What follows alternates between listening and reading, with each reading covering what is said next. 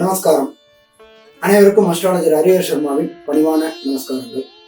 இப்போ நம்ம ஒவ்வொருத்தருக்கும் பார்க்கறது மாச பலன்கள், வருஷ பலன்கள், அதே போல கிரகப்பெயர்ச்சி பலன்களும் பார்க்குறோம்.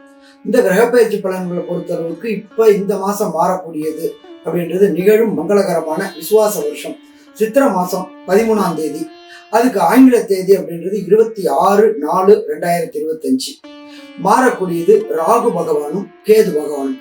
இந்த ராகு பகவானும் கேது பகவானும் ஒரு ராசியிலேருந்து ஒரு ராசிக்கு கிடக்கிறதுக்கு சற்றேறக்குறைய 1.5 வருஷம் ஆகும். அதாவது 18 மாசம் ஆகும். அப்ப இந்த ஒவ்வொரு ராசிக்கும் கிடக்கிறதுக்கு 18 மாசம் ஆகும்போது ராகு கேதுக்குன்னு தனி வீடு கிடையாது. எந்த வீட்டுல இருக்கிறாங்களோ அந்த வீட்டு அதிபதியின் காரகத்துவத்தை எடுத்து செய்யக்கூடியது ராகு பகவானும் சரி கேது பகவானும் சரி. ராகு கொடுப்பதையும் யாரும் தடுக்க முடியாது, கேது கெடுப்பதையும் யாரும் தடுக்க முடியாது அப்படின்றது நம்மளுடைய ஜோதிஷ சாஸ்திரத்துல சொல்லியிருக்கு. அப்படியேற்பட்ட ஒரு பிரம்மாண்டமான பெயர்ச்சி அப்படின்றத பொறுத்தளவுக்கு வரக்கூடிய 26/4/2025 பெயருது. சரி, இப்ப இத பத்தி ஒவ்வொரு ராசிக்கும் இந்த ராகு கேது பெயர்ச்சி என்னென்ன நன்மைகள், என்னென்ன தீமைகள், என்னென்ன எளிய பரிகாரங்கள், என்னென்ன காயத்ரி மந்திரங்கள், இதை பண்ணினோம்னா வரக்கூடிய பிரச்சனையும் வந்த பிரச்சனையும் நம்மளை விட்டு விலகும் அப்படின்றத பார்ப்போமா. இப்போ நம்ம மேஷ ராசிக்கு ராகு கேது பயிற்சி எப்படி இருக்கு அப்படின்னு பார்க்க போறோம்.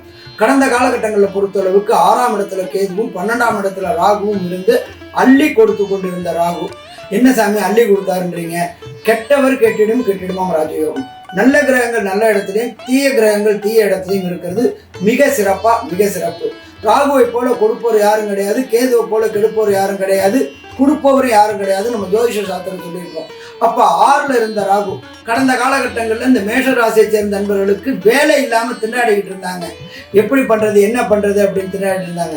அப்படியேற்பட்டவங்களுக்கு வேலை கிடைச்சிச்சு. இப்ப அந்த ராகு பகவான் ராசிக்கு 5ஆம் இடத்துக்கு வரப்போறார், சிம்மத்துக்கு வரார். சிம்மத்துக்கு வரதும் சூரியனோட நட்சத்திரமான உத்தர நட்சத்திரத்துக்கு வரார். இப்ப இந்த கேது பகவான் 5ஆம் இடத்துக்கு வரும்பொழுது பூர்வ புண்ணிய புத்திரஸ்தானம் வலுப்பெறுது. பூர்வ புண்ணிய புத்திரஸ்தானம் அப்படின்னா என்ன? நீண்ட நாட்களாக திருமணமாகி சந்தான பாக்கியம் என்கின்ற வம்சமிருத்தி கிடைக்காதவங்களுக்கு கண்டிப்பா இந்த ராகு கேது பயிற்சிக்கு அப்புறம் வம்சவிருத்தி கிடைக்குமா? வம்சவிருத்தி கிடைக்கும்.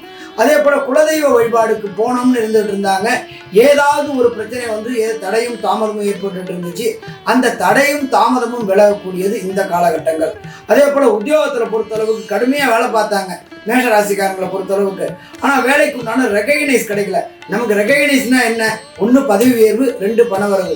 இது ரெண்டுமே கிடைக்காம கடந்த காலகட்டங்களில் திண்டாடிட்டு இருந்த அத்தனை மேஷராசி என்பவர்களுக்கும் பதவி உயர்வு மற்றும் பணவரவும் கிடைக்கக்கூடிய வாய்ப்புகள் உண்டு.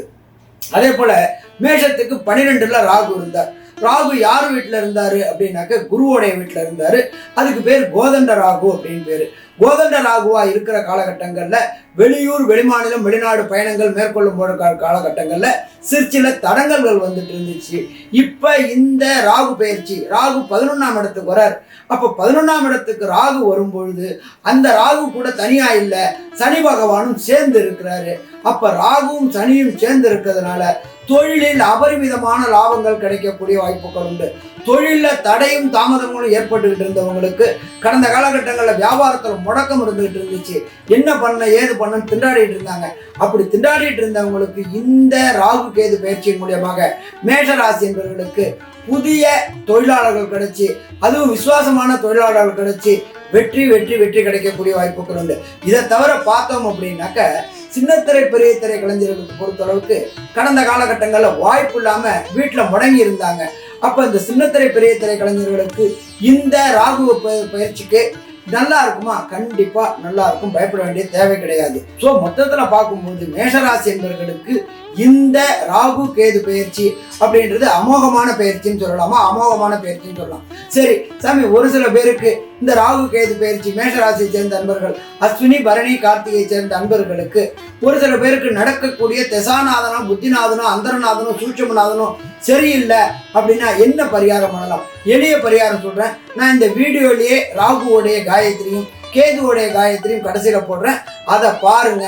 ராகுவோடைய காயத்ரியை 9 ட்ரிப்பும் கேதுவோட காயத்ரியை 5 ட்ரிப்பும் டெய்லி சொல்லிட்டு வாங்க.